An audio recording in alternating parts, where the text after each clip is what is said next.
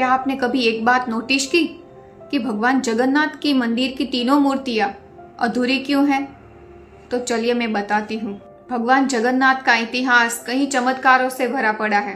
एक दंत कथा के अनुसार गुजरात के सोमनाथ में भगवान कृष्ण को एक शिकारी का तीर लगा था। पांडवों ने उनका अंतिम संस्कार किया, लेकिन भगवान कृष्ण के शरीर के कुछ ही हिस्से जलकर राख हो गए।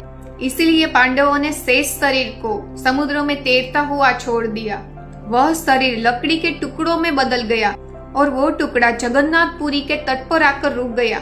ऐसा माना जाता है कि भगवान जगन्नाथ की मूल मूर्तियां इस लकड़ी से बनी हैं। भगवान जगन्नाथ की तीनों मूर्तियां अधूरी क्यों हैं? इस बारे में एक पौराणिक कथा के अनुसार बहुत समय पहले ओडिशा के पुरी में राजा इंद्रद्युम्न को एक सपना आया, जिसमें उन्हें भगवान विष्णु ने नील माधव नाम स्वरूप में दर्शन दिए और कहा कि वो धरती पर मूर्ति रूप में प्रकट होंगे। फिर राजा ने खोज शुरू की और अंत में समुद्र तट पर एक दिव्य नीम की लकड़ी बहती आई, जिसे भगवान का स्वरूप माना गया। राजा ने मूर्तियां बनवाने का निर्णय लिया। तभी एक रहस्यमय वृद्ध वहां आया और बोला, मैं मूर्तियां बनाऊंगा, लेकिन जब तक मैं कार्य कर रहा हूँ कोई दरवाजा नहीं खोलेगा। और वो वृद्ध और कोई नहीं, असल में भगवान विश्वकर्मा थे। राजा ने वचन दिया, लेकिन कई दिनों तक कोई आवाज न आने पर रानी को चिंता हुई कि कहीं वो शायद कारीगर मर गया हो। उन्होंने दरवाजा खोल दिया।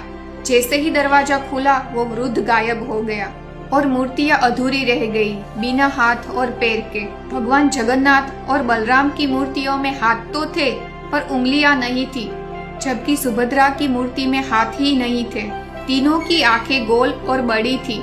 राजा को बहुत दुख हुआ, पर तभी आकाशवाणी हुई, हे राजन, यही मेरा सच्चा रूप है, अधूरा नहीं पूर्ण है। अब इस रूप में मेरी पूजा होगी।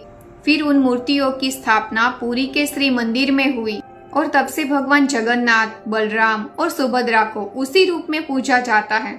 जय जगन्नाथ।